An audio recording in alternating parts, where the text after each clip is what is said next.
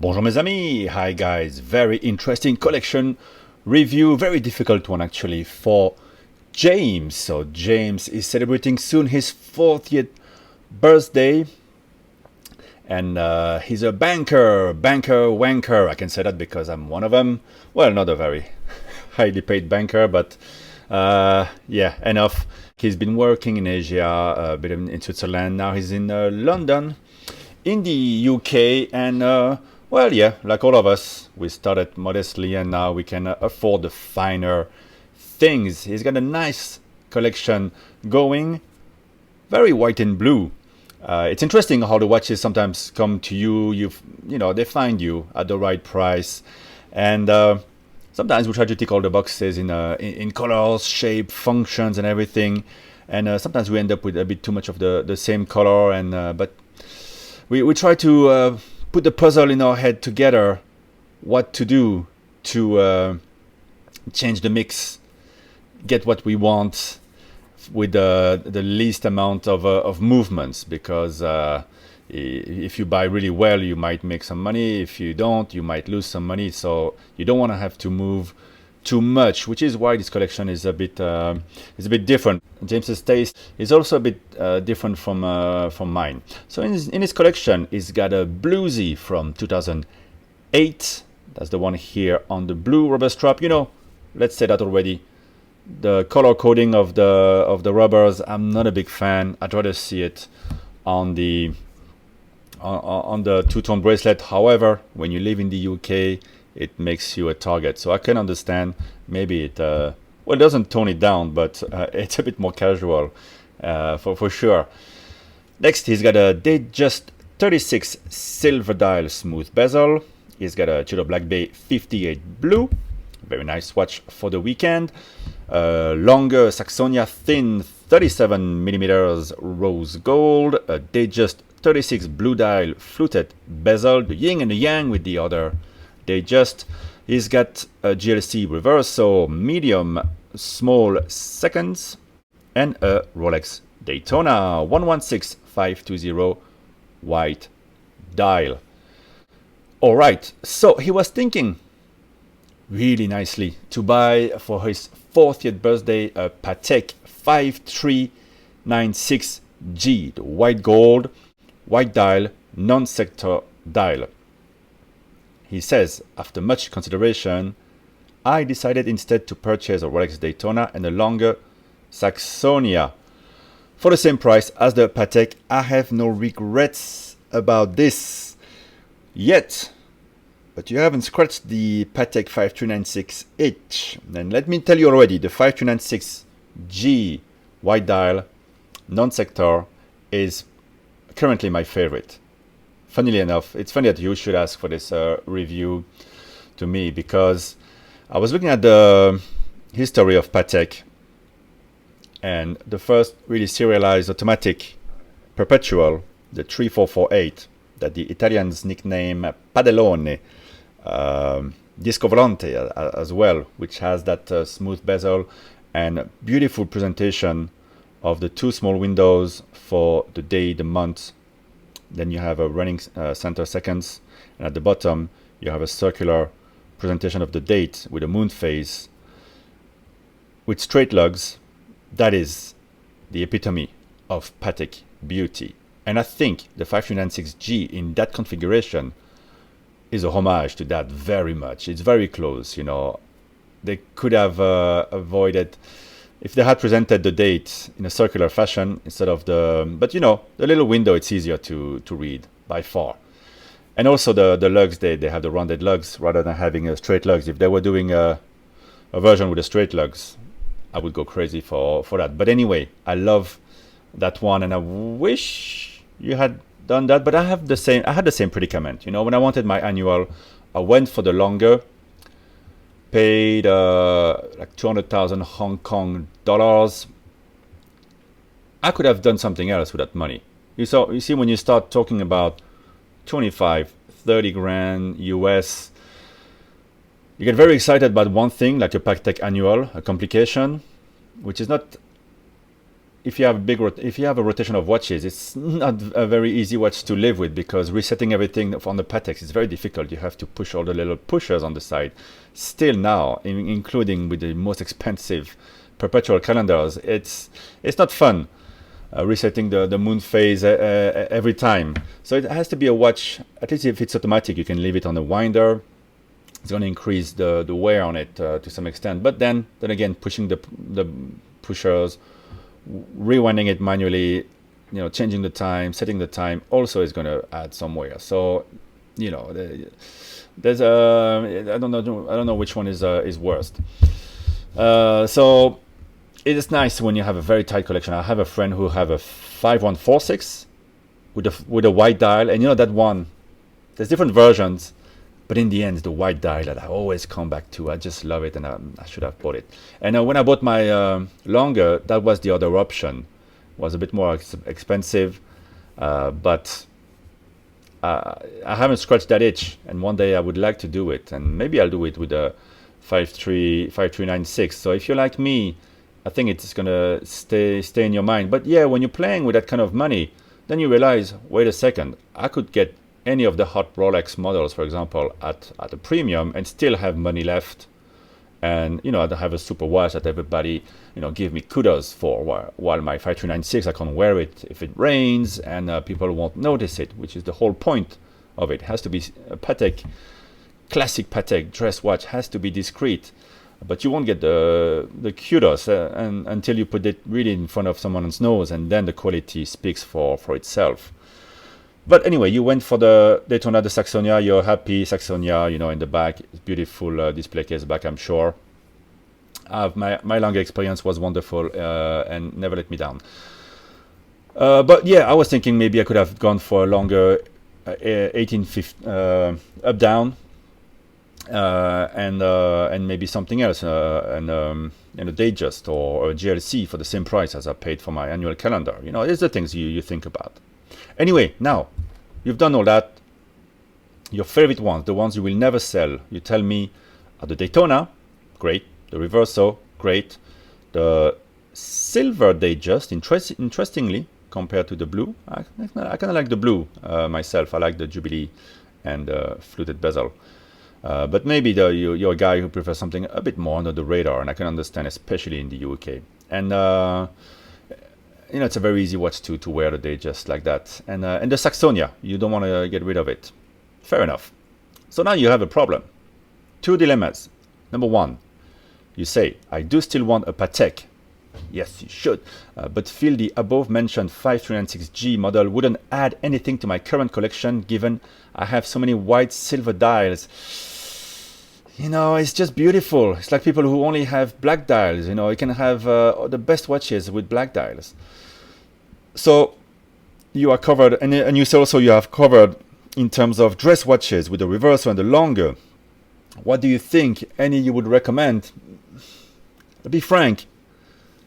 You say you could solve that dilemma by getting the rose gold with the blue dial, which is a bit heavy-handed, to be honest. And you already have the rose gold with the longer. Or else you consider the Patek 5170G black dial. Well, man, that's a very different price bracket. And at the moment, everything is hot, and those dress Pateks are trading closer, maybe even higher than the retail prices. That's when it gets very dangerous. 2 years ago, they were easily 10 grand below the retail. That's when it's interesting. You get a bit of the depreciation right away. So very dangerous to buy right now dress Patek, because the market is very, very hot. So the annual calendars, you can't find them exactly at the same prices you used to, but maybe you can do that on a private trade, because there's the prices on Chrono24, and then there's real life prices. It's very different. But in the 5170, man, those lateral clutch chronographs are in very high regard. It's a high grade Patek, it's the best watchmakers who do them. Not the vertical clutch. The lateral clutch is most important, and that cost a lot more than it's basically twice the price almost of most of the annual calendar, certainly the 5146, not twice maybe for the value of the 5396, but still very expensive. But obviously super cool. Patek chronograph, no date, very simple, black dial. Of course it's wonderful, but it's very different price bracket. Man, if you can afford it, if you had a good bonus, that says 40th birthday with a big bang. Fantastic. I think you'll be really happy. And if you can change anything to your collection, you have 3 blues, 4 whites, and the black on top. So it's like a little pyramid, 4, 3, 1. I like that. There's nice symmetry to it. And your second dilemma, given my desire to consolidate and upgrade, which is good if you can do it without losing money, the only watches I would consider selling are my Bluesy, my Datejust 36 Blue, and the Tudor Black Bay 58. But I wouldn't want to sell all 3, so you want to keep a bit of blue. Look, given the value of your watches and what you're looking at, no point selling the Black Bay 58. Keep that when you go play tennis, go to the pool, if you go to Brighton, to the beach, when you go out. You know, if somebody snatches that watch, who cares? Compared to the, I mean, it's expensive, but compared to the other ones, it's not as expensive, and it's a beautiful watch. It's running well. Keep that. No point selling that and losing. Well, maybe you'll just break even. The blue Datejust, yeah, I prefer it to the white, but that's my preference. So that's here where our visions is a bit separated. You prefer the white one, but you already have 3 whites that you love. The Daytona and the Reverso, yeah, don't change that. I'm not as attached, seeing your collection to the white Datejust. But if that's the one you love, fine, let's work with that. The other one, the blue one, will be actually easier to sell in this market. So if you don't love it and you want to consolidate, good money to claw back on that one. But I'd rather you keep it. And the Bluesy,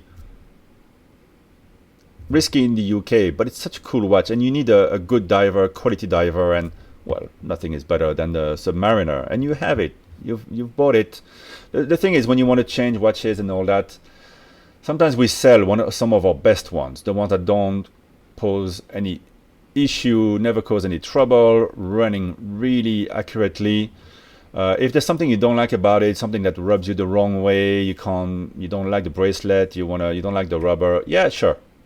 There's always going to be a market for it. Easy to sell, but I can't really tell you to sell it in good conscience. It's just really if it rubs you the wrong way. Sometimes a watch just rubs me the wrong way, and I just want it out of my sight, and I move on and I invest in something that I prefer, and then I never think twice about it again. Another, you say you love the longer. Well, to me, if you get the Patek 5396, it's kind of nicer, isn't it? Again, we're different. The Saxonia, very simple. I prefer the one with the big date. You prefer the one very clean. Maybe that's what you want, and that's also why you like the silver Datejust. Look, there's no wrong, no right, because you only buy quality. So, hey, nothing is wrong here. It's just because you're asking if you can consolidate something to make it better. If you want it to be really super clean, I would say Daytona GLC, get a 5396, sell the white Datejust, the Saxonia, and then you keep the Tudor and you keep the Bluesy. Then you have 3 blues, 3 white dials. Pretty nice. But I want to follow what you want. So you keep the silver Datejust, the white one. Okay, fine. Then sell the blue. Get a bit of money back on that one while the market is hot. You love the Saxonia, fine. You'll have a longer and you'll have a Patek. You're always going to make more money probably in your work if you're doing well there. So why do you have to sell anything? I mean, I think if you have to sell anything, maybe you shouldn't get the Patek right now. Certainly not the 5170. But if you can afford it, I mean, it's better to have Bluesy that's getting more valuable every year than having money in the bank, right? And same for the blue Datejust is maybe a bit less collectible, So it's probably the one that's easier to sell if you really want to. I understand, you might not want to put too much money into watches just yet. Just make sure that they're in a safe place. It's better to have nice watches than to have the same money in the bank doing absolutely nothing, or to lose that money in Bitcoin. It's hard for me to tell you to sell a nice watch, like the Blue Digest 36. It's just a wonderful watch. But if you think it's a bit too flash, again, if one of them rubs you the wrong way, you don't have to force it. But if one day one of them annoys you and you have a good way to sell it, you can sell it to someone that you know, and get a good price for it without taking any risk. Showing that on the web if you sell yourself, or getting screwed over by a dealer. It's always the problem when you try to move expensive pieces. So yeah, then you can claw back a bit of money there. Would I go for the blue 5296? Honestly, I think the white one is just so beautiful. When you look back at the pictures of the 3448 and the history of Patek, you will understand what I'm saying, and the beauty of it. I find that the blue with the rose gold, it's a bit heavy-handed. It's a bit more in the trend that's about to be gone of the blue dials, and you have enough blue dials already. It makes me, it's a bit too much blue, it makes me a bit sick, to be honest. There's nothing ever wrong with a classic Patek, and why not? It can be your thing to have a white watch and a blue watch. But of course, if you had a good year, if you can afford the 5170, well then just buy that, buy that, and that's the crowning jewel. Super refined, beautiful movement. Wonderful piece to add to your collection. You'll have you'll have a Patek, you have a GLC, then you have a Daytona, 3 or 4 Rolex, very usable watches, and a Tudor for gardening, for going to the beach, and for going out. I think you'll be super set. So I hope I made sense, because we have a bit different tastes, and your keepers might not be the ones I would keep. I would have switched it around. It's a bit difficult, but I would just say, as long as you're careful with your watches, it's as nice as money in the bank. It's a bit more fun than money in the bank, isn't it? All right, guys, let me know what you think about this beautiful, let's remember that, beautiful collection, really well thought through, of James. James, let us know what you think about my very long ramble about this. I told you in the beginning it wasn't going to be that easy. But remember, there's just no wrong. There's just different versions of right when you're buying super quality. Bye bye, guys.